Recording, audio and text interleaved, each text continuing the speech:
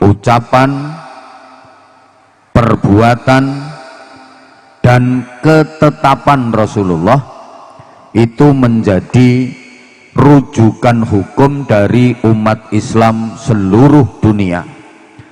Urusan apapun, masalah apapun, umat Islam seluruh dunia ini rujukannya adalah Rasulullah.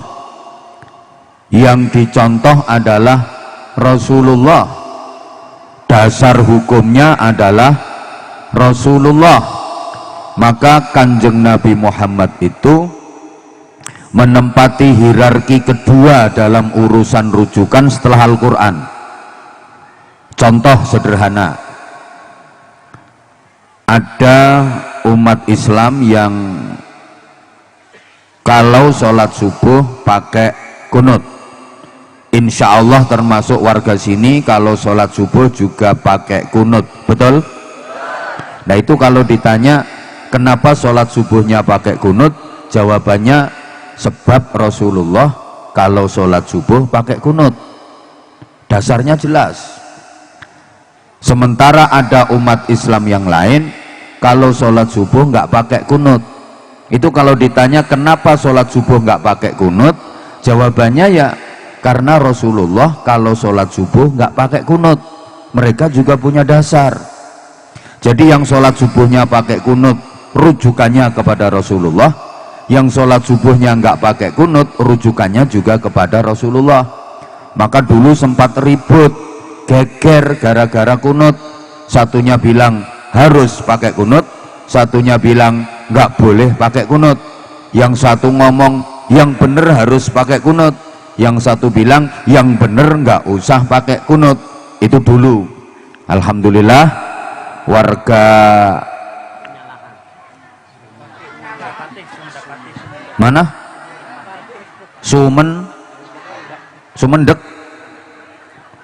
Sumendek nggak ada tulisannya.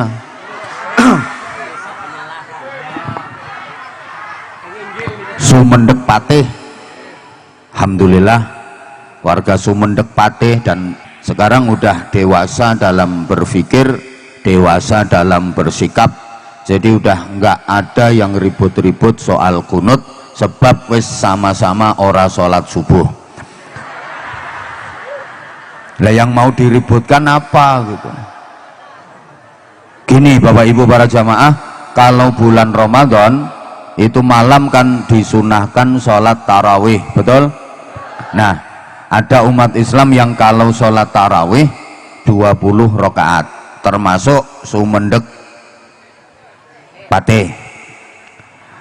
Kalau ditanya kenapa sholat tarawih kok 20 rakaat, jawabannya sebab Rasulullah kalau bulan Ramadan itu qiyamul lailnya, sholat malamnya 20 rakaat. Banyak yang menyaksikan, cuma tidak dikerjakan di masjid, tidak berjamaah, dikerjakan di dalam, di rumah. Kenapa? Karena Rasulullah khawatir kalau sholat tarawih dikerjakan di masjid dan berjamaah nanti diwajibkan untuk umatnya. Rasulullah sangat tahu kalau umatnya nggak mungkin kuat andaikan sholat tarawih 20 rakaat diwajibkan. Lah orang Sumendek Patih sholat fardu sehari semalam 5 kali aja masih dinyang. Subuh ndak sholat, duhur ndak sholat, asar ndak sholat. Tapi kalau isya sama maghrib ikut sholat di masjid.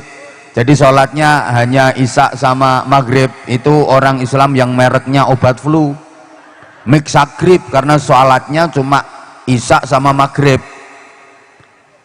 Malah ada yang harusnya sehari 5 kali dirubah jadi 5 hari sekali. Jadi niatnya lucu, usolli fardhu subhi wal duhri wal asri wal maghribi wal isya'i oplosan lillahi ta'ala. Apalagi kalau tarawih 20 rakaat diwajibkan. Banyak yang dosa meninggalkan tarawih. Nah, sementara ada saudara kita umat Islam yang lain mengerjakan sholat tarawih 8 rakaat. Itu kalau ditanya kenapa tarawihnya 8 rakaat, jawabannya ya Karena Rasulullah kalau melaksanakan sholat malam baik di luar Ramadan maupun di dalam bulan Ramadan istiqomah 8 rakaat. Jadi yang tarawehnya 20 rakaat ikut Kanjeng Nabi, yang tarawehnya 8 rakaat juga ikut Kanjeng Nabi. Makanya kita harus pandai-pandai menyikapi dengan arif dan bijaksana. Gini aja, yang tarawehnya 20 rakaat kalau bermakmum kepada imam yang tarawih 8 rakaat, begitu imam selesai tambahi sendiri, tambah 12 kan jadi 20, beres kan. Lah bagi yang tarawehnya 8 rakaat ketika bermakmum kepada imam yang 20 rakaat, begitu imam dapat 8 minggato, selesai kan. Ada yang sukanya cuma nyalah-nyalain, apa itu orang NU, taraweh 20 rakaat, ya emang rakaatnya banyak tapi cepet banget, sholat kok kayak ngejar maling. Allahu Akbar, bismillahirrahmanirrahim, labar entul-entul jadi gulik-gulik ndundut gobek-gobek, bangun lagi Allahu Akbar, bismillahirrahmanirrahim, entul-entul jadi gulik-gulik ndundut gobek-gobek. Sholat enggak mutu, enggak kualitas. Muhammadiyah ya gitu, cuman setahun sekali aja sholat hanya 8 rakaat, itu dua-duanya salah. Yang bener saya netral, ndak usah teraweh. Nah itu malah orang sampel itu. Jadi gini, semua hal kita disuruh mencontoh Kanjeng Nabi, mulai bangun tidur melek sampai tidur lagi mencontoh Kanjeng Nabi. Urusan apa saja dimulai dari hal-hal kecil, make sandal nyontoh Kanjeng Nabi. Gimana Kanjeng Nabi kalau make sandal? Mendahulukan yang kanan, jadi yang dimasukkan kaki kanan dulu, kiri belakangan. Kalau nyopot yang kiri dulu dilepas, kanan belakangan. Dan ini bukan hanya sandal, make BH juga begitu ibu. Loh ini jangan dianggap sepele, ini sunnah at-tayamun, mendahulukan yang kanan dalam hal kebaikan. Kalau hal-hal yang kaya masuk WC itu yang kiri dulu, kan gitu aturannya. Mbok gak disaut tok. Pakai BH, pakai celana dalam, masukkan yang kanan dulu, kiri belakangan. Ngelepasnya yang kiri dulu, kanan belakangan. Kalau sampean kan enggak, wis pokoknya blusak-blusek yang penting melebu. Urusan apa saja. Nah sekarang gini, Rasulullah itu siapa? Kok dalam segala hal kita disuruh mencontoh dan meneladani Rasulullah? Untuk menjawab itu kita berangkat dari satu makalah. Saya sampaikan, tolong semuanya menirukan dengan kencang, keras, semangat. Kalau jamaahnya semangat, insya Allah nanti saya ngajinya lama. Dan nanti juga ada bagi-bagi sarung cap.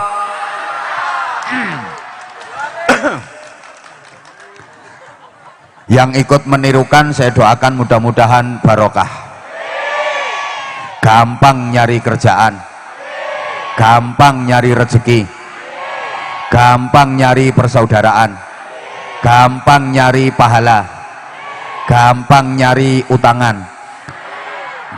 Bentar yang diutangi lupa nggak nagih. Yo amin. Awas yang nggak ikut menirukan, awas titenono. Nanti malam kalau tidur mesti matanya merem. Makanya ditirukan sama-sama, oke? Muhammadun, wong sing bisa ngerteni, wong sing banget ngregani, wong sing nguwongke. Lah akhir-akhir iki akeh wong sing ora rumangsa dadi, akeh wong sing ora bisa ngerteni, akeh wong sing ora ngregani, akeh wong sing ora nguwongke. Sing ngono kuwi berarti dheweke dudu yo gawe kata-kata kayak gini ndak gampang. makanya yo larang. Pengen murah yo bojomu kon ceramah. Oke, ada dua sisi Bapak Ibu.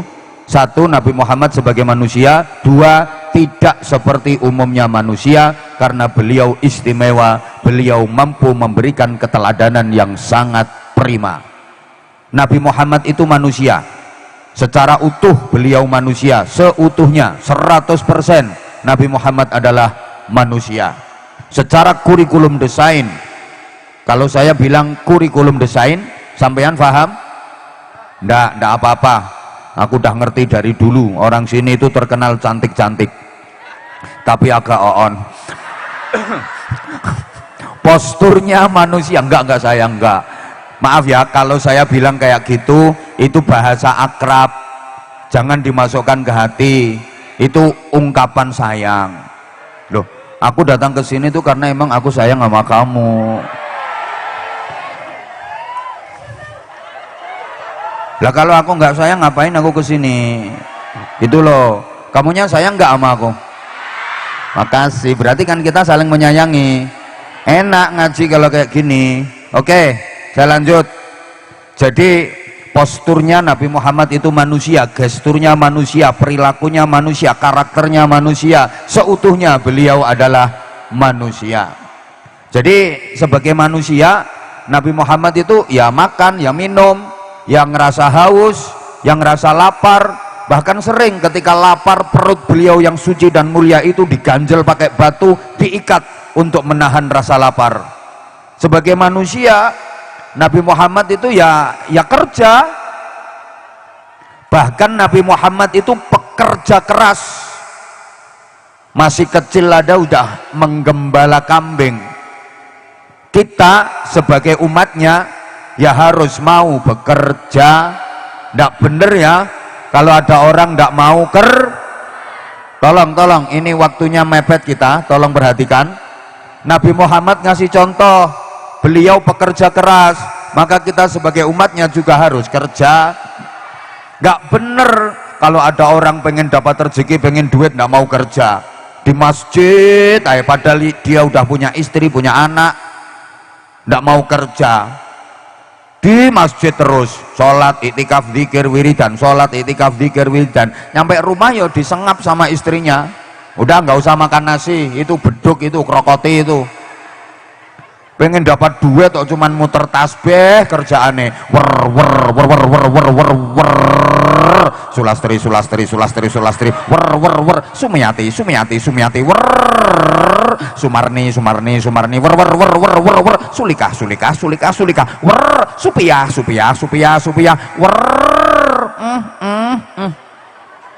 wong Nabi aja kerja kok, baru jadi ustadz tingkat RT ndak mau kerja, memang jagane amplopan diparingi wong, ndak bener. Halo, Nabi Muhammad yo pernah nggak punya duit, maka sampean kalau lagi nggak punya duit wajar. Nabi Muhammad juga pernah nggak punya duit.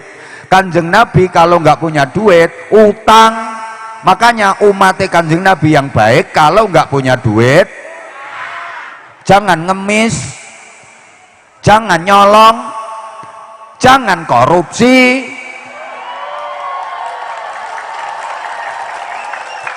Kanjeng Nabi kalau nggak punya duit utang, maka umatnya Kanjeng Nabi yang baik kalau nggak punya duit, kalau sudah punya duit, kalau duitnya banyak ngutangi, ngasih, gitu loh. Kanjeng Nabi pernah ditagih hutang, pulang dari sholat jamaah, waktu itu didampingi sama Sayyidina Utsman, di tengah jalan dicegat sama orang, ditagih hutang, padahal waktu itu belum waktunya bayar, masih kurang beberapa hari. Muhammad, bayar hutangmu, aku butuh duit.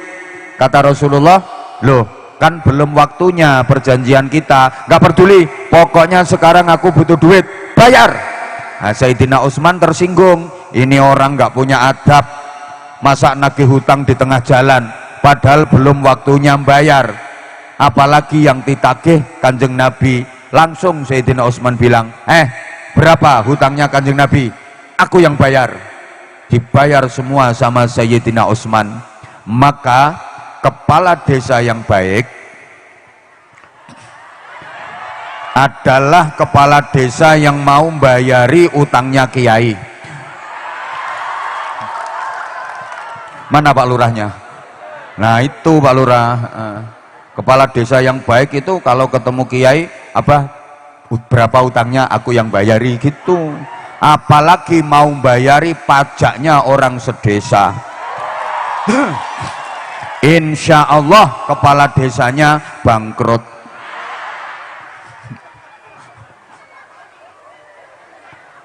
Bapak Ibu, Rasulullah sebagai manusia, Rasulullah ya sehat, yang ngerasa capek, ya pernah sakit. Dipikir kalau Nabi terus nggak pernah sakit gitu. Rasulullah ya pernah sakit. Kalau sakit, beliau berdoa, mohon kesembuhan kepada Allah, terus berobat. Nah kita sebagai umatnya juga harus nyontoh. Kalau lagi sakit, berdoa, mohon kesembuhan kepada Allah, dan harus mau berobat. Jangan penyakitnya udah parah nggak mau berobat, pasrah. Penyakit gaweane Gusti Allah, waras sing gawe yo Gusti Allah. Engko nek Gusti Allah gawe waras lah yo waras, nggak mau berobat, penyakitnya udah parah, insya Allah modar. Rasulullah manusia, tapi tidak seperti umumnya manusia karena beliau istimewa. Beliau mampu memberikan keteladanan yang sangat prima. Halo?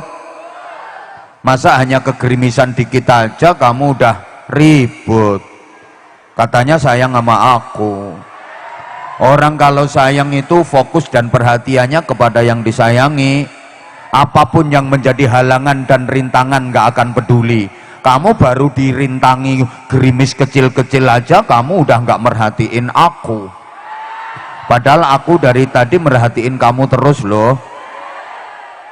Kalau benar-benar sayang gak peduli sebesar apapun halangan dan rintangan, sekalipun basah kuyup sampai tembus katoknya. Halo? Bisa dilanjut? Gini sayang, dengerin ya. Rasulullah itu manusia tapi tidak seperti umumnya manusia karena beliau istimewa.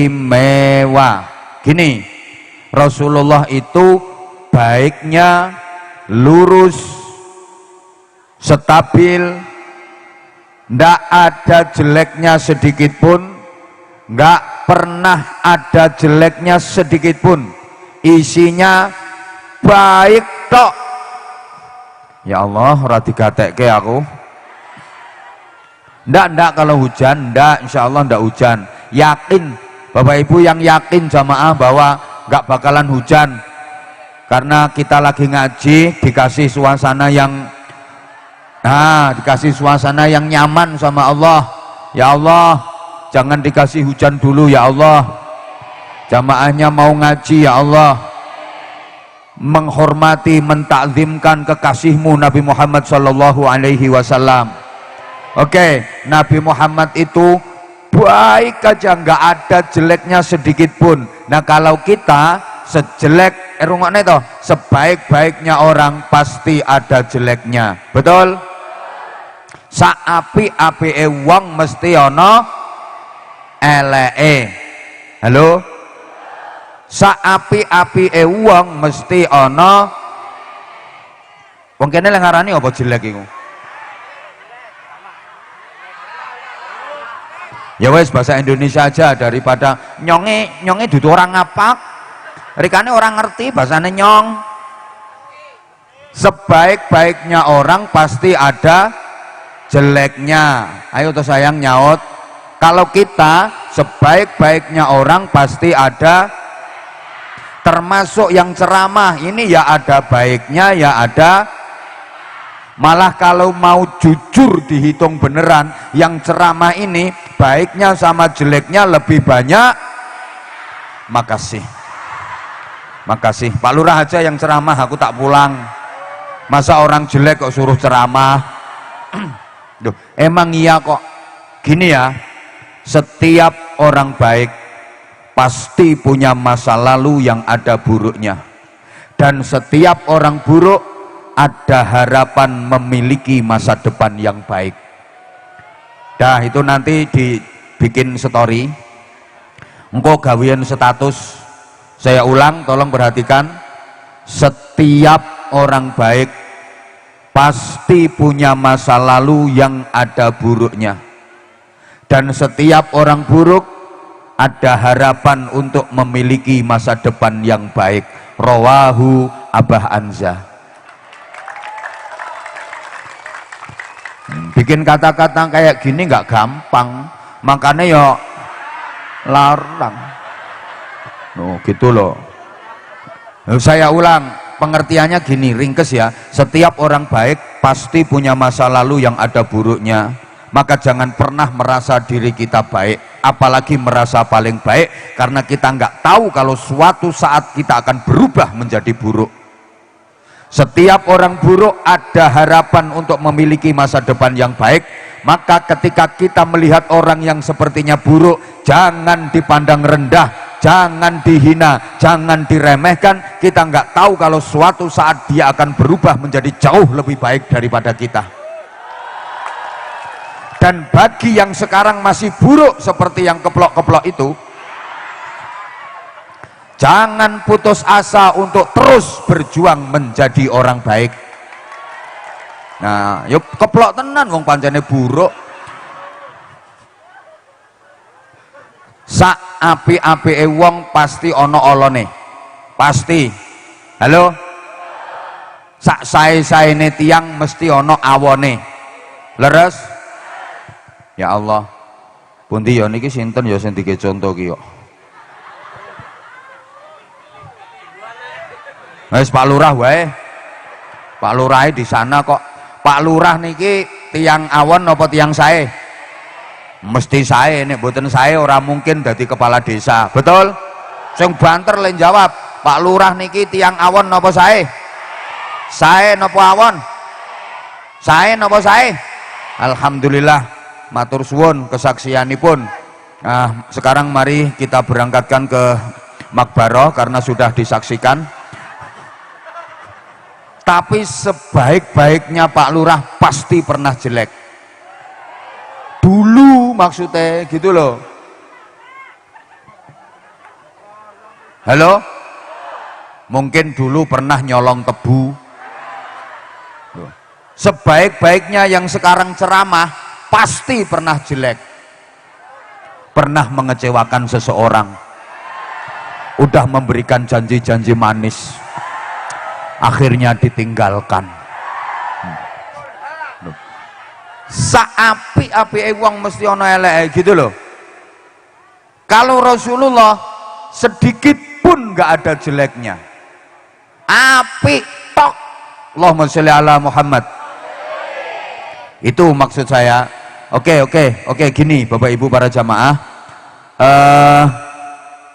Rasulullah itu manusia, kita juga manusia, sama-sama manusia tapi beda. Rasulullah makan, kita juga makan tapi beda. Bedanya di mana? Rasulullah kalau nggak bener-bener lapar nggak makan. Lah nek wong sumendek pateh meskipun nggak lapar, bukan hanya makan terus, di pengajian aja makan, ada pakai jilbab warna coklat. Lah wong aku pertentangan kayak gini kok situ. Mulutnya ditutupi, gayane ditutupi. Wong dari tadi lo ngene terus. Ayo ngragas.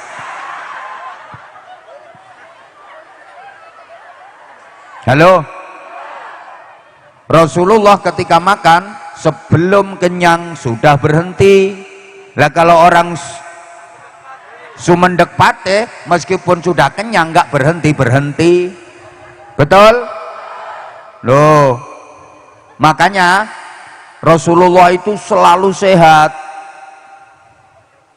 Kita kalau pengen sehat dan nikmat dalam hal makan, pakai teorinya Rasulullah. Seperti apa? Jangan makan sebelum benar-benar lapar, berhentilah makan sebelum kenyang. Nah kita kan enggak, meskipun enggak lapar, madyang. Sekalinya miadyang, enggak berhenti-berhenti, makanya gampang kering. Coba kalau lagi periksa ke dokter, mesti dilarang makan. Jangan makan ini, jangan makan ini, jangan makan ini. Pancene mergo kakean. Baduk. Halo? Rasulullah kalau mau makan selalu berdoa sehingga makanan itu benar-benar menjadi kekuatan dan barokah. Berdoa sebelum makan, maka yang namanya bakteri, kuman, virus lumpuh semua. Lah kalau orang Sumendek Pate mau makan nggak doa, emplak-emplok. Sorry, Rasulullah kalau makan itu sedikit dan sedikit. Yang dimakan sedikit, cara makannya sedikit. Kalau warga Sumendek Pate makannya banyak dan banyak. Paham pora ini? Maka Rasulullah kalau makan itu pakai 3 jari. Ibu jari, telunjuk, dan jari tengah. Memang Rasulullah makannya sedikit dan sedikit. Pakai 3 jari. Kan yang dimakan daging, roti, kurma. Kita nggak harus mencontoh pakai 3 jari Bapak Ibu. Yang harus kita contoh itu sedikit dan sedikit. Kalau memungkinkan bisa pakai 3 jari, pakai 3 jari. Kalau nggak bisa ya nggak usah. Masuk makan soto pakai 3 jari ya soto semangkuk bisa 3 bulan nggak habis. Gitu loh. Yang kita contoh itu sedikit dan sedikitnya. Understand? Mencontoh Rasulullah ada yang harus sama persis, plek, tidak boleh dirubah, tidak boleh dikurangi, tidak boleh ditambah. Tapi ada yang situasional. Lihat-lihat, kayak Rasulullah pakaiannya jubah. Lah kita bapak-bapak yang laki-laki nggak harus pakai jubah terus, gitu loh. Jubah itu pakaiannya orang Arab. Rasulullah menghargai budaya lokal, jubahan surbanan. Itu yang jubahan surbanan bukan hanya Rasulullah. Abu Jahal ya jubahan surbanan. Lah kamu nyontoh Rasulullah apa nyontoh Abu Jahal? Bedanya di mana? Bedanya gini, jubahan surbanan, wajahnya cerah, senyumnya indah, sikapnya ramah, bersahabat, apian karo sapa baik.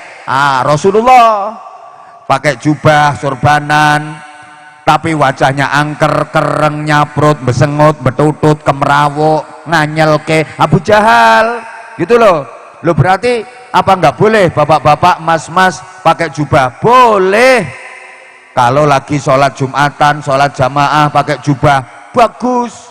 Tapi kalau lagi menek kelopo, ya jangan jubahan. Menek kelapa jubahan. Belum dapat kelapa, kelapamu yang 2 itu meletus dua-duanya. Malah bisa puklek sak pikulane.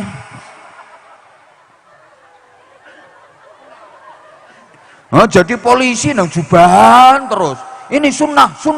Akhirnya semua polisi pakai jubah, sunnah Nabi. Wah, ada maling yang nggak bisa ngejar. Malingnya lari, polisinya keserimpung. Undang-undang berpakaian itu yang penting 1 nutup aurat, 2 suci, 3 sopan. Soal model terserah kamu model kayak apa, yang penting nutup aurat, suci, sopan. Nah pakaiannya bapak-bapak ini udah pakaian ala Rasulullah, udah nutup aurat, suci, sopan. Jadi nggak harus maksa persis plek. Paham? Ya Allah, angele ra digatekke aku. Dilanjut apa enggak ini? Tolong konsentrasi. Sebagai manusia Rasulullah ya tidur, kita manusia juga, tapi bedanya di mana? Rasulullah itu kalau tidur hanya kedua mata beliau yang terpejam, hatinya tetap terjaga, sadar penuh. La tungkiril wahya min ru'yahu inna lahu qalban idza namatil aynani lam yanami ya rabbi bil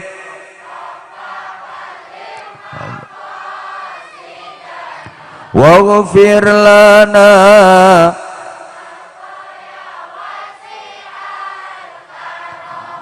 maulaya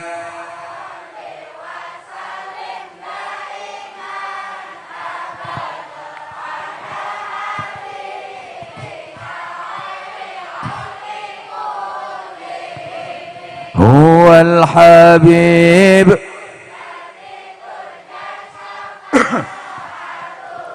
likulli haulin.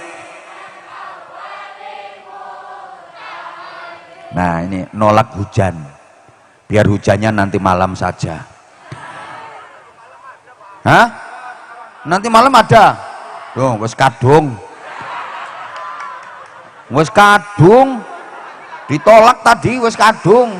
Hujannya nanti malam saja. Maaf ya, maaf Nyong, minta maaf, nggak tahu kalau nanti malam masih ada sholawatan, nggak tahu. Halo? La tungkiril wahya min ru'yahu, jangan kau ingkari wahyu yang didapat dari mimpinya Rasulullah, karena Rasulullah kalau mimpi itu wahyu, beda dengan kita. Kalau Rasulullah tidur kan cuma kedua mata beliau yang terpejam, hati tetap terjaga. Lah nek wong sumendek patih sekali tidur total blek sek, innalillahi, ana bledek ora krungu, sikil dikrikiti tikus ora kerasa. Wong sumendek patih kalau tidur. Halo, maaf ya, maaf. Rasulullah kalau mau tidur wudhu. Ini pelajaran kita, kalau mau tidur wudhu, suci dari hadas. Nah nanti tengah-tengah tidur kok batal, kan di luar kendali kita. Bapak ibu yang penting mau tidur wudhu, tengah-tengah tidur kok titut tetot brot, titut tetot brot, titut tetot brot, titut tetot. Loh kok titut tetot brot? Lah kan suara kentut itu tergantung ukuran bokong. Kalau bokongnya kecil tipis ya tit, nah bokong ya sedengan ya tet. Ini kalau bokongnya gede kandel ke ombo kae ono. Niki berdasarkan penelitian.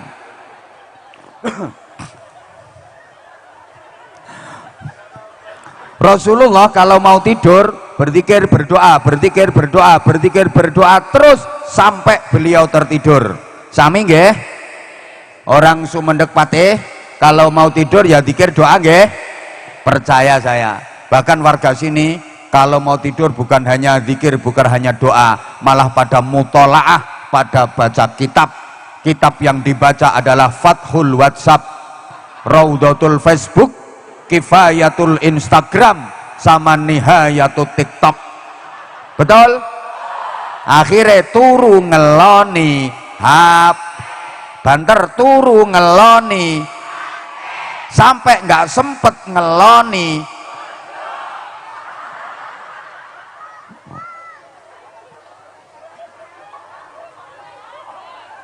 Rasulullah kalau tidur posisinya istiqomah, beradab, ala jambihil aiman mustaqbilal qiblah, mereng kanan hadap kiblat.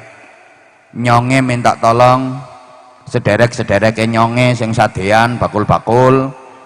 Kalau jualan mohon di luar jamaah, tolong dengan segala hormat agar tidak ganggu konsentrasi yang ceramah dan konsentrasinya jamaah.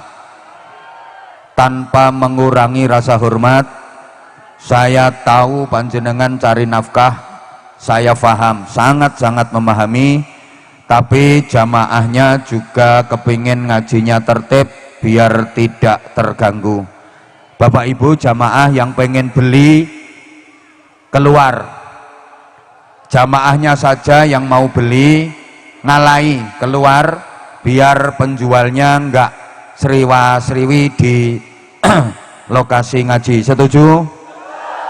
Saya sebenarnya udah dari tadi mau kasih himbauan, tapi saya kok nggak enak gitu loh, karena sekarang dikit-dikit diviralkan, dikit-dikit diviralkan, apalagi nanti digoreng, diolah. Ini penceramah yang nggak punya hati, nggak punya perasaan. Masa orang cari nafkah kok dilarang? Padahal kita menghimbaunya udah kita upayakan sehalus mungkin, kan? Tapi namanya netizen kadang-kadang ya yang nggak suka terus digoreng, dibesar-besarkan. Jadi mohon dengan hormat.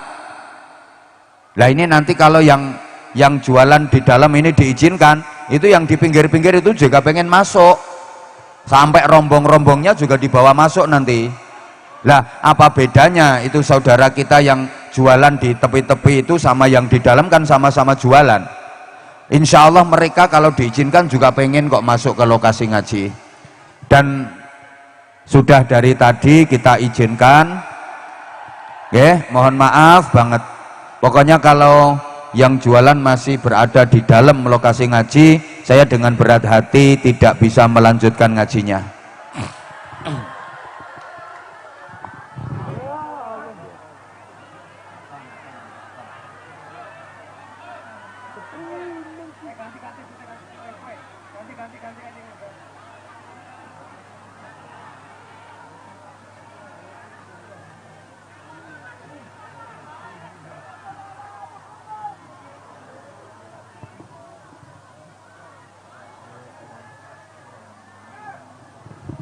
Sekali lagi saya mohon maaf banget, biar sama-sama enaknya gitu.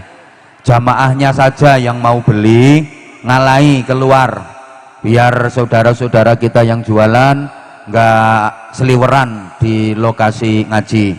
Mohon maaf saudara-saudaraku yang jualan, sekali lagi mohon maaf, saya tidak mengurangi rasa hormat panjenengan-panjenengan yang cari nafkah.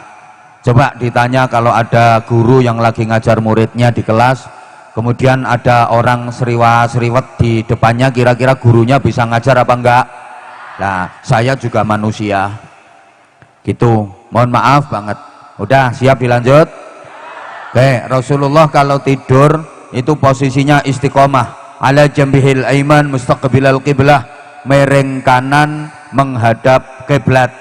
Jadi kalau di sini ya kepala di utara, kaki di selatan, miring ke kanan, telapak tangan kanan dipakai bantal pipi kanan. Meskipun udah bantalan, telapak tangan kanan tetap dipakai bantal pipi kanan gini.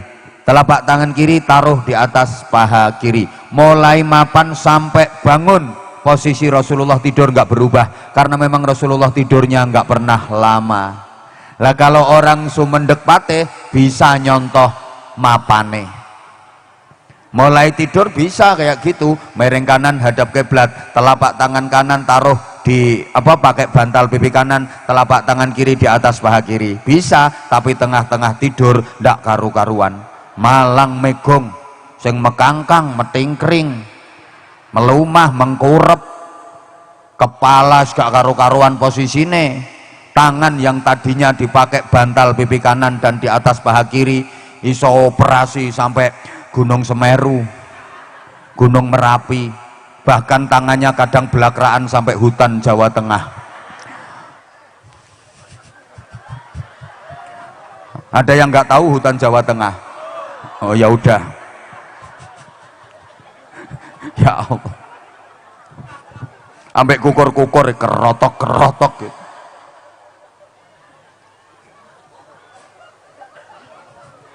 Sama manusianya tapi beda. Understand? Sebagai manusia Rasulullah ya berkeringat, kita manusia juga berkeringat, tapi beda. Keringat Rasulullah wangi di zaman yang waktu itu belum ada parfum. Keringat Rasulullah wangi, dijadiin rebutan. Beruntung orang yang dapat tetesan keringat Nabi. Nek keringatmu bukan hanya kecut, super kecut, kecut standar internasional. Keringatmu kan kenonggo tambahan bumbune jangan asem. Sebagai manusia Rasulullah ya kencing, kita manusia juga kencing, tapi bedanya kencing Rasulullah sama sekali nggak berbau dan tidak ada bekasnya. Sekali keluar lep lenyap ditelan alam. Yen uyuhmu pesinge fitini wa dunya wal apalagi habis makan jengkol, habis makan pete, habis minum obat, terus ndoprok, yes, masih ada tambahan suara mbok kok ono. Lah kalau wong lanang kan mencur keracak, yen wong wadon yes, muntuk kayak minyak goreng itu, bau masya Allah. Kok weruh ya iki penelitian Bu, dipikir tahu ngintip ngono apa penelitian. Ya Allah. Rasulullah manusia juga berludah, sama orang Sumendek Patih berludah, tapi ludahnya beda. Ludah Rasulullah jadi obat yang mujarab nek idumu. Ingat kan peristiwa hijrah, Rasulullah hijrah dari Mekah menuju Madinah, didampingi sahabat karib beliau Sayyidina Abu Bakar Siddiq radhiyallahu taala anhu, dikejar-kejar orang kafir mau dibunuh. Rasulullah bersama Sayyidina Abu Bakar Siddiq istirahat dan bersembunyi di dalam goa. Dibersihkan itu goa supaya nyaman untuk istirahat. Lubang taruh di paha Abu Bakar Siddiq. Bapak Ibu para jamaah, ada dua orang sahabat yang sangat beruntung, pahanya dipakai bantal kepala Rasulullah waktu tidur.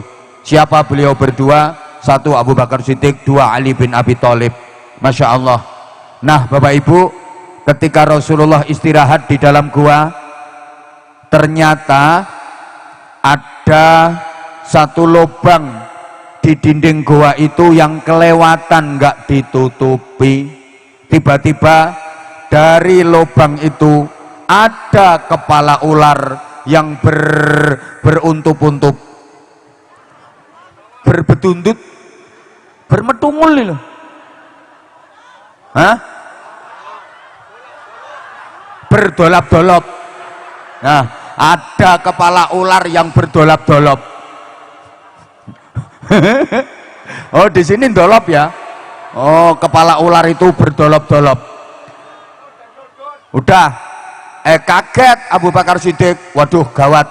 Ini kalau sampai ular keluar, padahal itu ular berbisa, nanti gigit Rasulullah, bahaya. Di sisi lain, Abu Bakar Siddiq nggak mau mengganggu Rasulullah yang sedang istirahat. Ini adabnya murid kepada gurunya, santri kepada kiainya, nggak berani membangunkan yang lagi tidur. Coba sampean, tangi, ulo, tangi, ulo, gitu. Apa yang dilakukan Abu Bakar Siddiq? Secara refleks dan spontan, lubang itu ditutup pakai tangannya, plek, dan tubuh Abu Bakar Siddiq nggak bergerak, nggak bergeser, takut ganggu istirahatnya Rasulullah. Bapak Ibu, namanya ulo pengen keluar, lah kok lubangnya ditutupi, ya nyokot, cepat, langsung Abu Bakar Siddiq tangannya membiru, racun menjalar, bengkak itu tangan, gemeter tubuhnya, pucat, menahan rasa sakit yang luar biasa. Sakit karena yang gigit itu ularnya besar, ulo Arab. Ya gede ulo Arab kan, ulo Arab. Lah nek ulo Sumendek Patih kan kecil, ungkil-ungkil itu.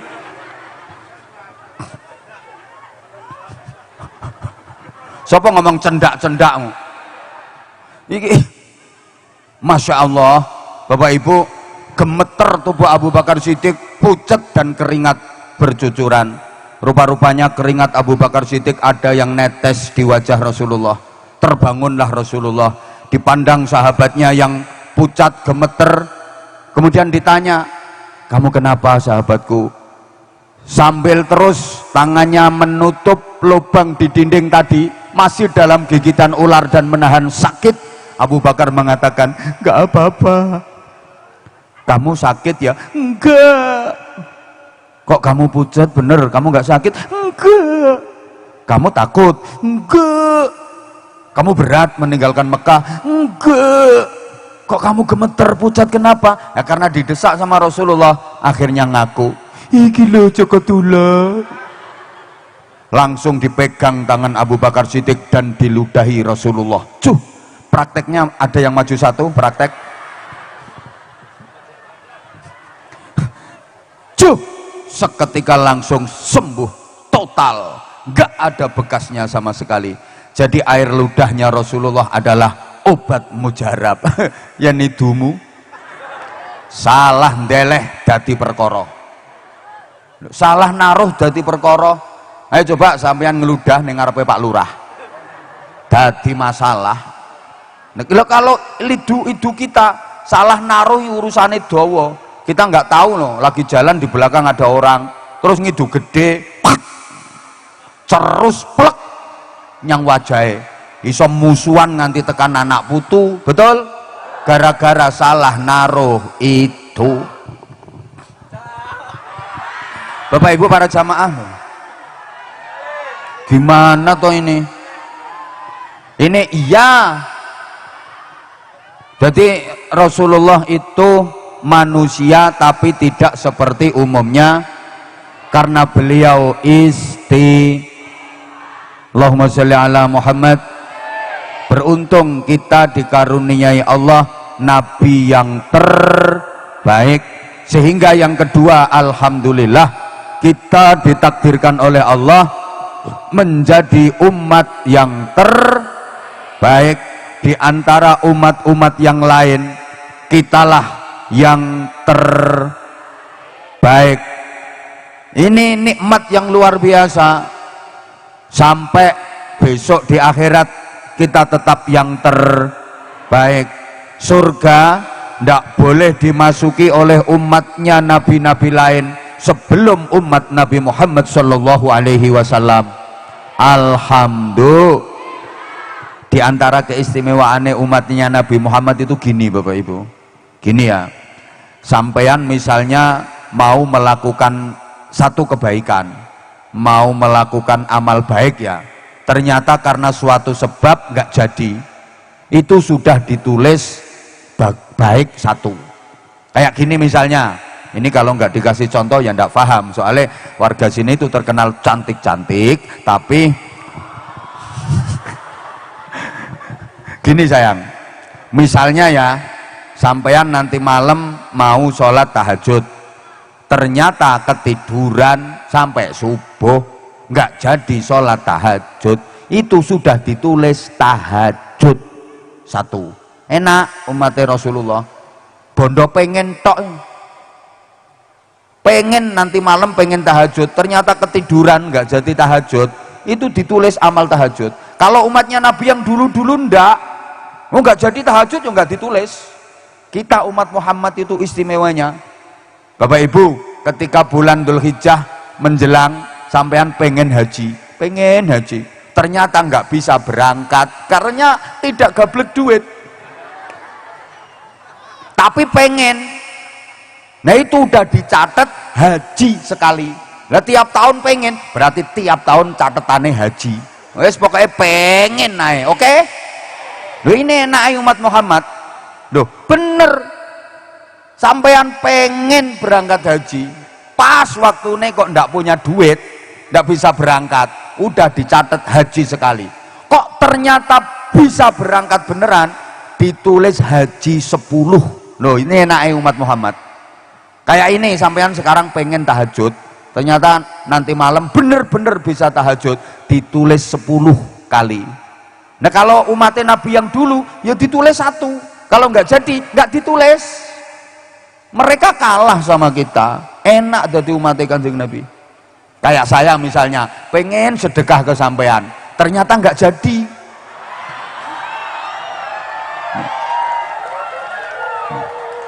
Udah ditulis.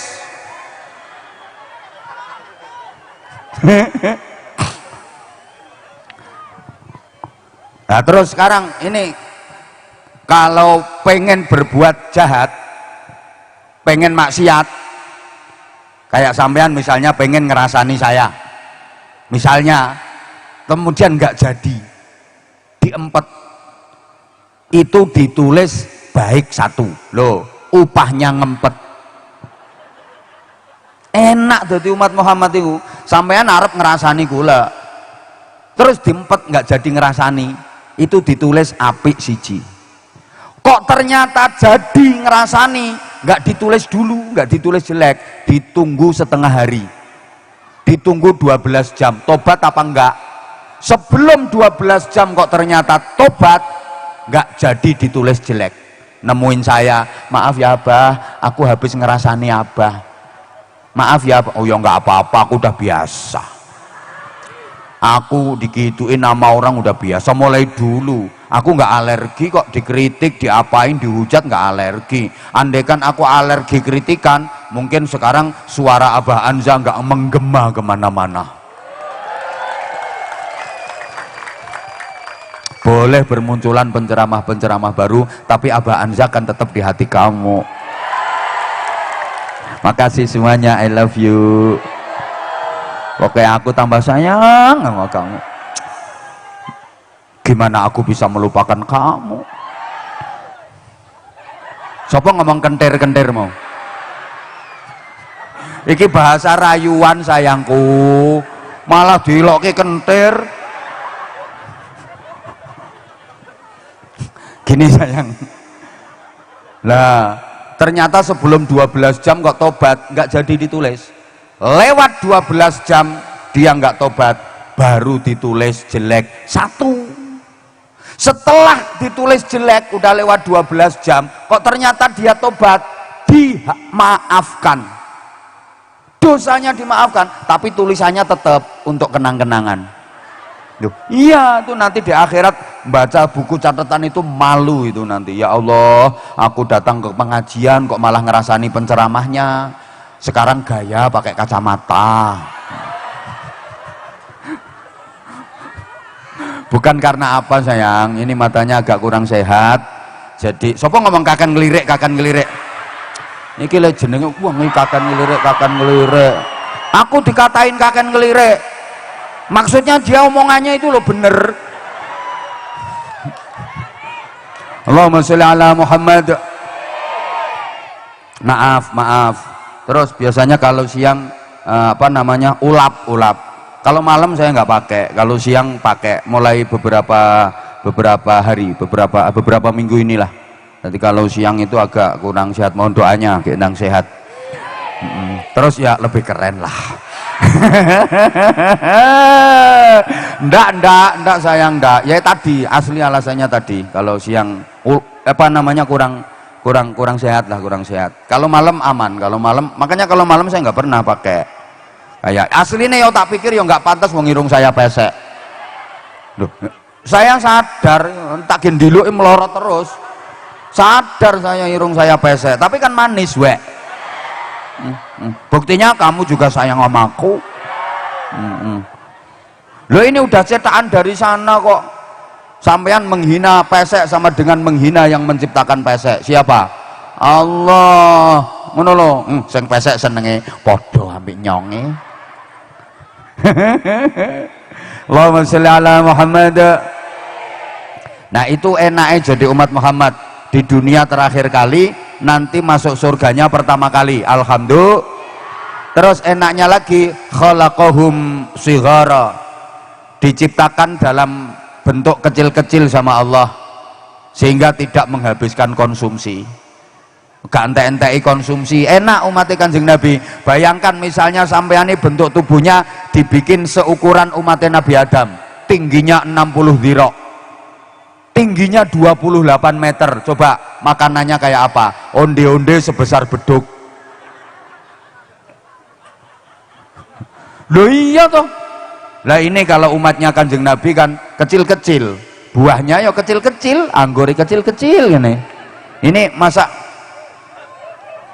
niatnya mau dikasihkan saya? Ndak, ini dipakai pameran. Kan ya ndak mungkin orang ceramah sambil makan. Lah terus dikasih ke sini kenapa? Untuk pameran.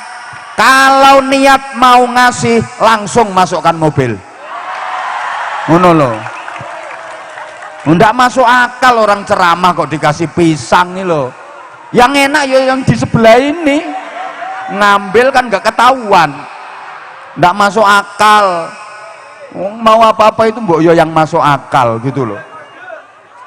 Halo? Kalau niat mau ngasih yo langsung masukkan mobil. Gitu loh. Lah terus taruh sini, terus niatnya dikasih saya. Terus nanti saya habis ceramah sambil bawa ini ngene.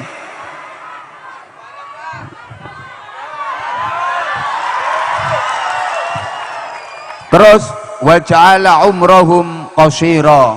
Istimewane umat Nabi Muhammad itu umurnya pendek-pendek. Hatta takuna dzunubu aqalla, jadi dosanya sedikit. Bayangkan misalnya makhluk-makhluk model kayak gini dibikin umur sampai 400 tahun, 500 tahun, saya nggak bisa membayangkan sebanyak apa dosanya. Meneng. Jujur kira-kira sampean selama ini pahala sama dosa lebih banyak mana? Alhamdulillah aku seneng kalau jujur. Baik sama buruk lebih banyak mana? Taat sama maksiat lebih banyak mana? Berarti pahala sama dosa lebih banyak. Nah, yang lebih banyak dosanya daripada pahala masuk surga apa neraka?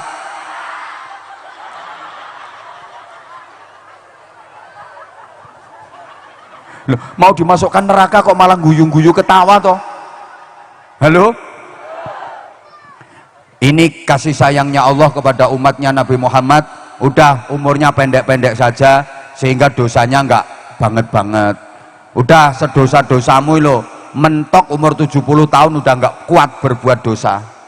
Ayo yang tukang ngerasani, ya sekarang masih muda, kata wong kadang tahlilan aja masih sempet tok ngerasani la ilaha illallah, la ilaha illallah, la ilaha illallah. Loh katanya Mbak Ti sama suaminya tuh mau cerai yo, la ilaha illallah. Itu yang selingkuh yang mana tuh itu bener orang la ilaha illallah. Emang suaminya itu orang nggak bener itu, la ilaha illallah. Ada apa enggak yang kayak gitu? Ada, aku tahu aku. Pokoknya orangnya tadi habis kipas-kipas. Itu namanya tahlil ganda campuran itu. Tahlilan campur rasan-rasan.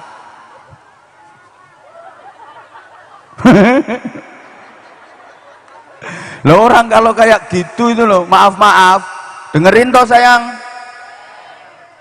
Makanya dibikin umurnya pendek biar nggak terlalu banyak dosa. Ayo yang biasa rasan-rasan masih muda kok. Coba kalau udah di atas 70 tahun ya harap ngerasani doer lambemu esan. Ayana uang kaya selamatan kae belkate wis doer. Betul?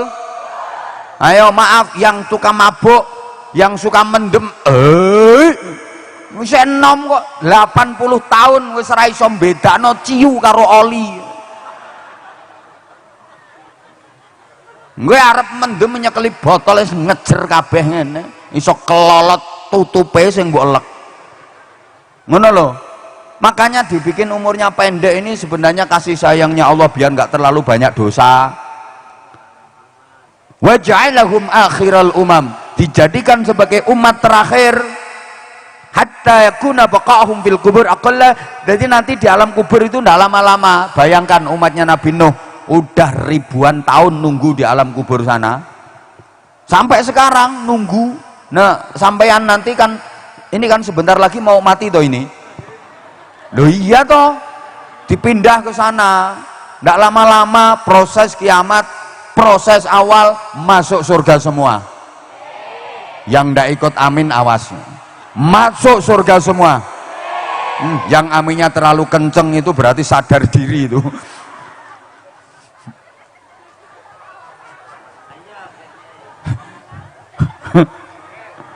Lah terus gini, kita ini disebut khaira ummatin, kuntum khaira ummatin, kalian adalah umat yang terbaik. Ayo tuh sayang, kalian adalah umat yang dibanding umat-umat yang lain. Kita disebut ummatan wasaton, umat tengah-tengah. Maka ini pas dengan karakter Islam di Indonesia yang moderat, tidak irhabi, tidak tatoruf. Gak kira ngerti iki, gak kira ngerti lek bahasa ngene iki, ndak kira ngerti. Ndak kira ngerti wong ketara ini. Makanya susah kalau bahasanya ketinggian, dah direndahkan. Soalnya yang dihadapi iki orangnya cantik-cantik tapi I love you sayangku. Ngene sayang.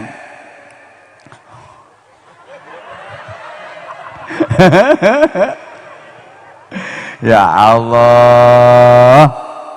Indonesia ini kan karakternya negara kita itu kan tengah-tengah, pas, nggak ke kanan nggak ke kiri. Makanya dalam politik pun non blok, tengah-tengah, gak ngeblok. Ya ora paham meneh ya. Pernah mau dibawa ke kanan, mau dijadikan negara Islam, ini yang ke kanan, DITII, NII, mau membuat Indonesia ini negara Islam, ndak bisa, mesti gagal, ndak cocok. Wong Indonesia ini tengah-tengah kok.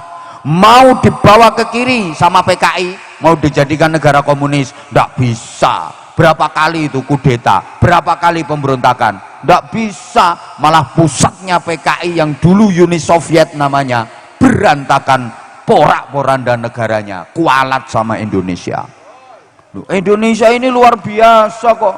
Wes toh, jangan disepelekan. Kita itu tengah-tengah. Makanya kalau sekarang ada yang teriak-teriak, dirikan khilafah, tegakkan syariah Islamiyah, ora cocok nonggone Indonesia. Indonesia ini negara kesepakatan Pancasila kok. Yang penting semua umat beragama bebas menjalankan ibadah sesuai dengan keyakinannya, dilindungi undang-undang tanpa harus mengagamakan undang-undang. Paham bahwa orang ini guys, usah aku ngene. Lo mana pernah dilarang ndak toh? Negara nggak harus disetempel Islam. Yang penting umat Islam bebas menjalankan peribadatan. Mana sampean pernah dilarang? Apa? Bikin acara apa pernah dilarang? Bebas, yang penting tertib. Gitu loh. Enak Indonesia ini, pertengahan kita ini Islam paling indah di dunia itu Indonesia. Nah belakangan mau dirusui keindahan Islam di Indonesia yang guyub rukun berdampingan dalam keberagaman. Ini mau dirusui sama oknum-oknum yang tidak bertanggung jawab. Jangan mau. Kalau masyarakat Tegal dari dulu udah terkenal guyub rukun, adiluhung, sopan santun. Mungkin beberapa daerah yang lain ada ribut-ribut, rusuh-rusuh. Tegal kondusif, Tegal aman, alhamdulillah. Nah, masyarakat Tegal itu terkenal apik-apik, sopan-sopan, ngalah.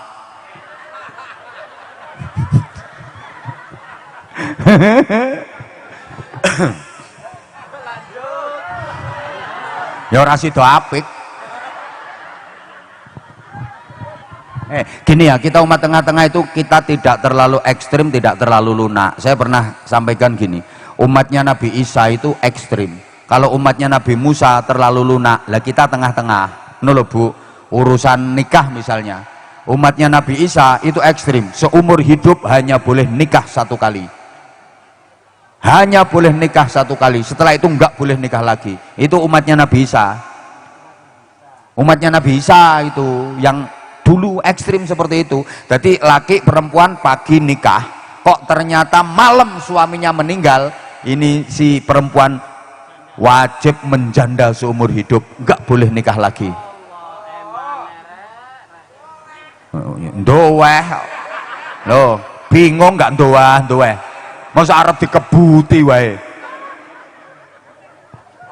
Ayo, laki perempuan sekarang nikah, besok istri meninggal, suami, laki-lakinya wajib menduda seumur hidup, nggak boleh nikah lagi. Ini aturan ya, melanggar nggak melanggar kan urusannya dia, tapi kalau aturannya umatnya Nabi Isa seperti itu, pokoknya sekarang nikah kok besok istrinya meninggal, ya laki-laki itu nggak boleh nikah lagi, wajib menduda seumur hidup. Ayo, gak bingung, ditutui apa diuklek-uklek. Kalau umatnya Nabi Musa lunak urusan nikah, semaunya semampunya, berapapun. Pengen 5 nikah 5, pengen 10 rabi 10, kuat 50 rabi 50. Itu umatnya Nabi Musa. Nah kalau kita umatnya Nabi Muhammad tengah-tengah, nikah 1 boleh, lebih dari 1 boleh, tapi dibatasi maksimal 4 masih kurang, rabio jaran.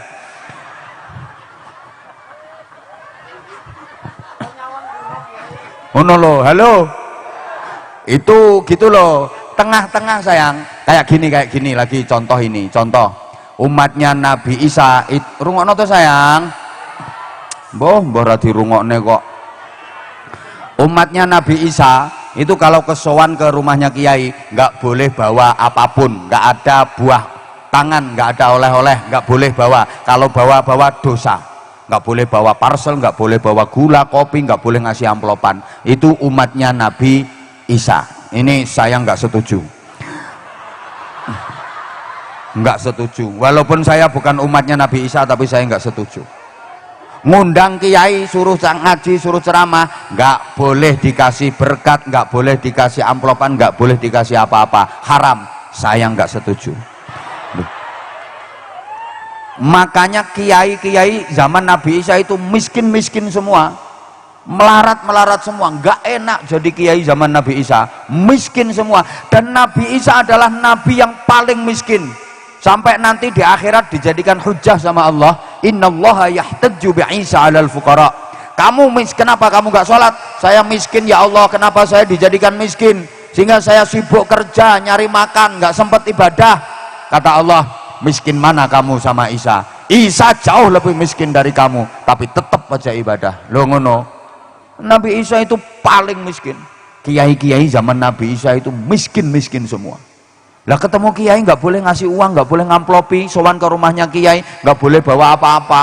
Untung saya nggak jadi umatnya Nabi Isa. Gitu. Kalau umatnya Nabi Musa, lah ini lunak, sowan ke rumahnya kiai wajib gowo-gowo. Kalau nggak bawa dosa. Nah iki aku setuju. Iki umatnya Nabi Musa. Jadi kalau ketemu kiai wajib itu. Ngundang kiai suruh ngaji wajib ngasih sesuatu. Tuh setuju aku. Loh, kalau kita umatnya Nabi Muhammad tengah-tengah, kalau ke rumah kiai bawa ya boleh, nggak bawa ya boleh, tapi yang bagus. Nah gitu, itu umatnya Kanjeng Nabi tengah-tengah. Ngundang kiai nyangoni boleh, nggak nyangoni ya boleh, tapi yang bagus. Lah nyangoni itu sedikit sama banyak, lebih bagus yang, lah gitu panitia harus paham.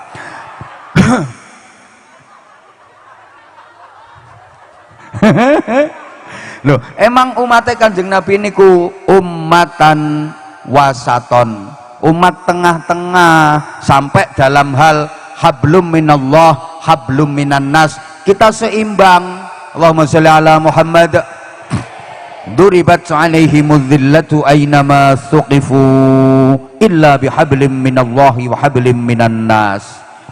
Nanti baik sama Allah tapi dengan sesama manusia jelek, nggak bener, harus dua-duanya. Kadang kan ada tau orang itu ahli ibadah, lek sholatnya khusyuk di masjid terus, luar biasa sholatnya, usolli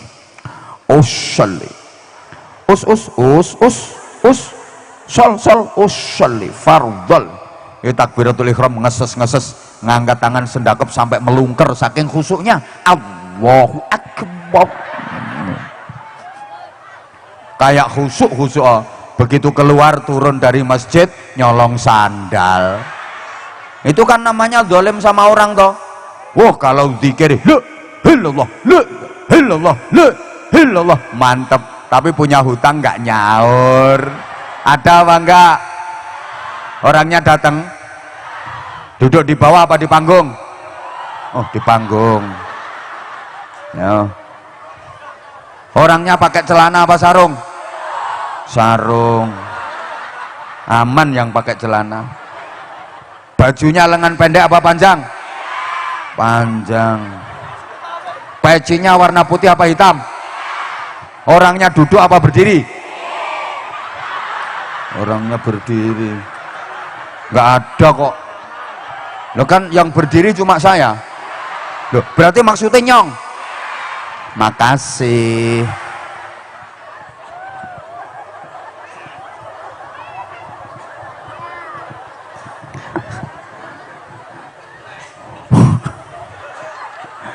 Atau misalnya sama saudara baik, sama tetangga baik, tapi nggak sholat, Ramadan nggak puasa, nah itu kan yang nggak bener lah. Kita seimbang tengah-tengah. Dan yang terakhir, loh, kalau pengen lama rumahmu mana, nanti aku ke situ tak ceritani sendiri sampai malam, oke? Nah, tapi aku dipijitin, oke? Love you. Ngaji kok ora entuk wis no. Lah gini loh, maaf ya bapak-bapak para kiai, yang saya sampaikan bukan konsumsi sampean. Maaf, saya sampaikan ke mereka-mereka yang sama kayak saya, jemburis-jemburis itu. Ya ini untuk mendinginkan suasana. Ngapain sih orang hidup kok dibikin ribut, panas-panasan, ngapain? Kita hidup bikin happy ae, oke? Urip penake kaya ngene kok diwangi petentengan, tukaran. Kowe jenenge mloro awake dhewe, nyusahke awake dhewe. Wong kok pengen soro, wong kok pengen loro. Bikin happy kayak gini enak toh nggih? Makanya sampean kalau bikin acara kayak gini, ngundang penceramah jangan sembarangan. Loh yang suka provokatif itu ndak usah diundang. Lah masyarakat udah rukun guyub bersatu malah dikasih omongan yang ndak bener, akhirnya malah bertengkar. Itu makanya jangan sembarangan. Kalau bisa nyari penceramah itu yang model kayak gini gitu. Loh maksudnya kayak gini itu yang bukan kayak gitu, tapi yang kayak gini, bukan yang kayak gitu, melainkan yang kayak gini, ngono loh. Halo? Ngajak damai, guyub, rukun. Enak kaya ngene kok terakhir. Ya ngundang lagi tuh sayang kalau kurang. Aku ini loh udah 4 hari ndak pulang. Sehari 4 kali 4 coba. Makanya ini ya Allah, alhamdulillah kita dikaruniai Allah petunjuk hidup, pedoman hidup berupa kitab suci yang terbaik, namanya Al-Quran. Maka di TPQ Raudhatus Syibyan, anak-anak mulai ditanamkan kecintaan pada Al-Quran, dididik untuk menjadi ahlil Quran. Mudah-mudahan semuanya yang hadir kelak mendapatkan syafaatnya Al-Quran. Kalau belum bisa 100% beramal seperti sebagaimana Al-Quran, ini kan cocok. Kita disuruh mencontoh akhlaknya Rasulullah. Akhlaknya Rasulullah itu apa? Kana sallallahu alaihi wasallam khuluquhul Quran. Akhlaknya Rasulullah adalah Al-Quran. Kita pahami, minimal rajin membaca Al-Quran. Iqra'ul Quran, Iqra'ul Quran, Iqra'ul Quran, fa innahu ya'ti yaumal qiyamati syafi'an li ashabih. Baca Al-Quran, baca Al-Quran, baca terus Al-Quran, maka sesungguhnya kelak pada hari kiamat Al-Quran akan datang memberikan syafaat. Alhamdulillah. Tanya ibu, lebih sering baca Al-Quran apa ngelihat HP? Al-Quran apa HP? Al-Quran apa HP? Ya besok di akhirat tolong minta syafaatnya Samsung, minta barokahnya Oppo, oke?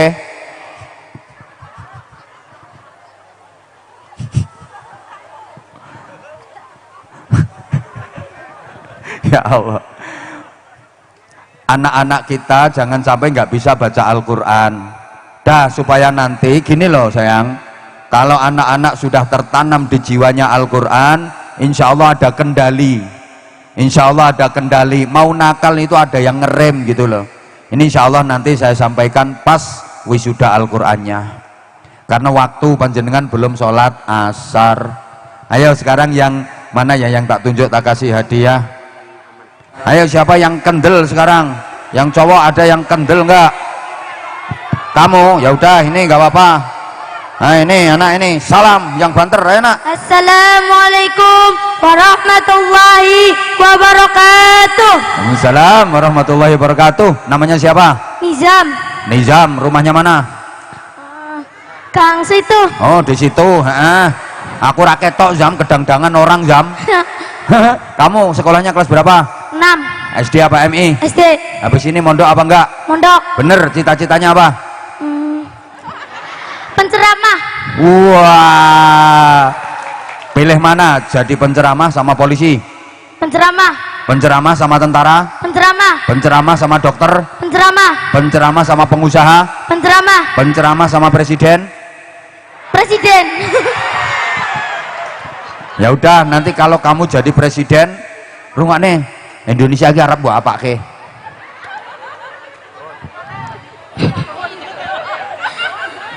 Hah? Nggak tahu. Nggak tahu.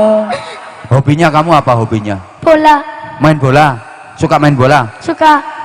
Belakang, tengah, depan? Belakang. Belakang. Back kanan, winger, sayap kanan, sayap kiri, back, Back. bagian back. Kiper, kiper. Oh kiper. Kamu pendek kok jadi kiper, nanti kalau bolanya tinggi gimana? Nggak apa-apa, ya tinggal loncat. Ora tekan kok nanti. Dah sekarang kamu mau tampil apa? Ceramah. Wah gini, naik panggung sini, naik panggung. Ayo, naik panggung sini. Ayo, naik panggung. Ayo, ayo cepet sini nak. Seneng aku kalau ada anak kayak gini. Ayo, ayo sini. Itu mic-nya, itu mic-nya. Ah, agak ke sini, agak ke sini. Yang ngajari ceramah siapa? Bunda. Oh, bundanya sendiri yang ngajari. Nah, sekarang bundanya datang apa enggak? Niko. Mana? Oh, itu Niko. bundanya. Nah, itu adiknya kamu itu. Nggih. Berapa adiknya? 1. Satu. Kakak? 1. Berarti Ya aku kakaknya. oh, kamu kakaknya, itu adiknya. Adiknya cuma 1. Nggih. Pengen tambah adik lagi apa enggak? Enggak. Lah nanti kalau bunda punya adik lagi gimana? Ya kabur. Kok kabur gimana kamu? Ya, Ya ada 1 aja kurang kasih sayang. oh bunda, ya jangan dikurangi kasih sayangnya. Baru ada 1 aja dia udah ngerasa kurang kasih sayang. Kamu jarang diperhatiin ya? Jarang. Para alim, para ulama yang saya muliakan, Abah Anja yang saya banggakan, teman-temanku yang ada di sini, teman-temanmu mosok tuwek-tuwek ngene iki teman-teman. Hah? Niku. Mana? Ya cuman 2 tok yo. Nah, Niku. Ya udah, dilanjut teman-temanku. Yang saya cintai. Dan ayo, siapa? Hadirin, hadirat.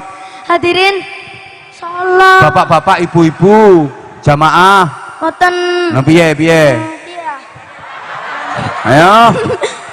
Mungkin. Mikir-mikir. Ya, mikir. Biar ingat lagi. Dan wa syukurillah, salatan wa salam. Diulangi lagi. Mungkin Emot langsung. Teman-temanku yang saya sayangi, sayangi puji, dan seluruh jamaah yang berbahagia. Wes. ya mungkin. Loh, ya iya. Kamu itu diingetin orang kok nggak mau. Langsung puja dan puji langsung. Puji syukur saya ucapkan kepada Allah Subhanahu wa taala yang telah memberikan nikmatnya kepada kita semua, sehingga dengan nikmat ini Abah Anja bisa berkumpul dalam acara memperingati Maulid Nabi Muhammad sallallahu alaihi wasallam. Salawat dan salam semoga tetap tercurahkan kepada Nabi Agung Muhammad sallallahu alaihi wasallam. Nabi yang telah membawa umatnya dari zaman penjajahan menuju zaman kemerdekaan, dari zaman kemungkaran menuju zaman kemakmuran, dari zaman tikar pakai daun kurma menuju zaman sofa empuk pakai bulu-bulunya. Betul tidak Kakak Hamzah? Mungkin biar nyurung ono spring bed. Ayo, terus lanjut, Nizam, lanjut. Saya berdiri di sini bukan untuk ceramah, apalagi menggurui Abah Anza. Lah mau apa kamu di sini? Bukan ceramah. Nah, padahal masa kamu mau menggurui aku? Ayo lanjut. Tapi izinkan saya menyampaikan sedikit tausiah. Ya sedikit saja, waktunya wis mepet kok. Tentang apa itu syukur? Dalam Al-Quran surat jangan terlalu cepet. Dalam Al-Quran surat Ibrahim ayat 7 disebutkan Bismillahirrahmanirrahim, la in sakaratum la azidannakum wa la in kafartum inna adabil lasadid. Sadaqallahul adzim. Yang artinya, jika kamu bersyukur atas nikmatku, maka aku akan menambah nikmatmu. Dan sebaliknya, jika kamu mengingkari nikmatku, sesungguhnya azabku lebih pedih. Hadirin yang dimuliakan Allah, dalam ayat di atas menerangkan manusia untuk senantiasa bersyukur agar nikmat Allah bertambah. Dan sebaliknya, akan ada azab bagi yang mengingkari nikmatnya. Dan jangan malah kufur menerima nikmat tidak bersyukur. Hatinya membeku keras bagaikan batu. Maksudnya hati membeku keras bagai batu ki hati sing piye? Hati sing piye ya? Klepian. Klepian. Klepian. Wes to kopiahe wis apik, enggak usah dirubah-rubah. Ayo lanjut. Mata tidak buta tapi tidak mau melihat dengannya, telinga tidak tuli tapi tidak mau mendengarkannya. Mereka itu seperti binatang, malah mereka lebih mulia dari seekor kucing. Itu ada lagunya itu. Ada. Tak buta dua mata itu toh. Kamu mau nyanyi itu toh? Seperti sudah disairkan. Aku ngerti wesan aku. Lah. Aku wis ketebak kamu. Ayo diulang. Mata tidak buta. Mata tidak buta tapi tidak mau melihat dengannya, telinga tidak tuli tapi tidak mau mendengarkannya. Mereka itu seperti binatang, malah mereka lebih mulia dari seekor kucing. Betul tidak Abah Hamzah? Seperti sudah disairkan oleh Bang Haji Roma Irama. Lah arong pelan-pelan aja nyanyinya. Ayo. Tak buta dua mata namun tiada melihat, tiada tuli telinga namun tiada mendengar. Yang buta pelan-pelan toh. Yang buta pelan-pelan. Yang ini pun pelan-pelan. Kecepetan. Gini pelannya gini. Tak buta dua mata namun tiada melihat. Tiada tuli tak buta dulu. Tak buta dua mata. Pelan-pelan Jam. Abah dulu terus kamu menirukan. Ya. Tak buta dua mata. Ayo. Boten saged.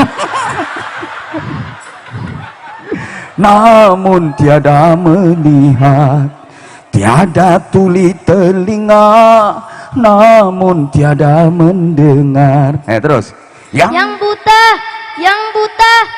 buta mata hatinya, yang tuli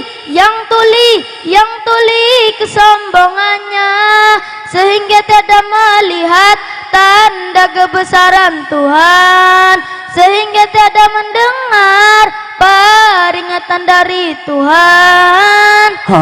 Ono ngono ne, sehingga tiada melihat tanda kebesaran Tuhan, sehingga tiada mendengar peringatan dari Tuhan. Ngono ne. Ayo lanjut. Hadirin yang dimuliakan Allah, dari syair di atas juga menerangkan yang buta itu bukan matanya tapi hatinya, dan yang tuli juga bukan telinganya melainkan kesombongannya. Apa yang kita sombongkan? Harta, tata, dan rupa.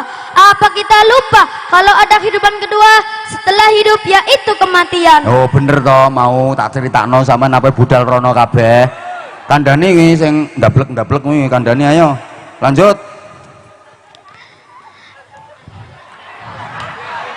Loh, emang sengaja tak ganggu. Aku pengen ngetes daya ingatnya dia, gitu loh. Ayo, setelah kematian mau terus. Seperti sudah disair, karena dalam Al-Quran juga disebutkan Bismillahirrahmanirrahim, kullun nafsin dha'iqatul maut, yang artinya setiap yang bernyawa pasti akan merasakan yang namanya mati. Tak pandang dia raja maupun ratu, dia kaya maupun miskin, dia tampan rupawan maupun cantik menawan, kita dihidupkan dari tanah, maka kita akan kembali lagi ke tanah. Badan pun tak berharga. Pelan-pelan tuh, nanti bagus, nanti kecepetan sayang. Badan pun tak berharga, sesaat ditinggal nyawa. Loh, enak kamu sebenernya. Badan pun tak berharga, sesaat ditinggal nyawa. Anak istri tercinta tak sudi lagi bersama. Secepatnya jasa dipendam, secepatnya jasa dipendam, karena tak lagi dibutuhkan. Diri yang semula dipuja kini bangkit tak berguna.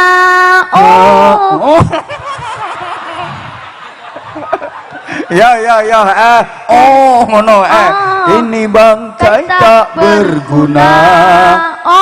Mau jere pelepah kurma. Kita mau. Ayo lanjut. Secepatnya jasa dari kamar yang indah, kasur empuk tilam putih, kini harus berpindah, terkubur dalam perut bumi. Kalau selama ini diri berhiaskan emas intan permata, bermandi cahaya, tetapi kali ini di dalam kuburan gelap pekat mencekam, tanpa seorang teman. Terputuslah pergaulan, terbujurlah sendirian, diri terbungkus kain kafan. Cukup nyanyi nih, ayo. Hadirin yang dimuliakan Allah, apalah arti rupawan dan menawan? Wes penutupan. Sebelum ditutup pantun dulu. Pantun dulu, oke. Tetangga baru jatuh tersungkur. Kasihan. Baru jadi tetangga kau udah jatuh tersungkur. Karena rumputnya tidak dicukur. Itu gara-gara rumput nggak dicukur. Rumput yang mana yang nggak dicukur? Diulang. Pelan-pelan toh Zam. Tetangga baru jatuh tersungkur. Karena rumputnya tidak dicukur. Jika kamu pandai bersyukur, nikmat bertambah tiada terukur. Tepuk tangan. Wassalamualaikum warahmatullahi wabarakatuh. Waalaikumsalam warahmatullahi wabarakatuh. Mau sarung? Mau. Sarungnya apa Pak? Mangga. Mangga lah, sarung mangga mendunia. Ayo, ini kata-kata sayang. Ayo. Sarung mangga, sarungnya apakah Anwar Zahid? Ayo, yang lain saiki wis. Ayo, yang lain. Sarung mangga, sarungnya apa Anwar Zahid? Yang lain kata-katanya, misalnya sarung mangga kuat, anti sobek, anti bedah, anti jebol.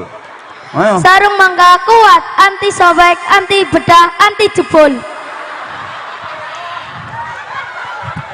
Sarung mangga awet dan tahan lama. Ayo. Sarung mangga awet dan tahan lama. Nah, apalagi isinya. Nah, gitu. Kamu minta sangu nggak? Mau. Berapa? Aku memang minta sama kamu. Kamu itu nggak ditawari malah minta-minta. Yang 100. Akai. Ini virus-virus tok ini. Wes 200 ae. Salah tus. Sweet, nek menang sampean 500, nek menang aku 200. Sweet. Oh, kenakalan kamu, nggak boleh. Sweet kok ngene. Wes sedengan berarti 300. Tengah-tengah. Kamu sweet nakalan kok 200. 300. Kasih. Sama-sama.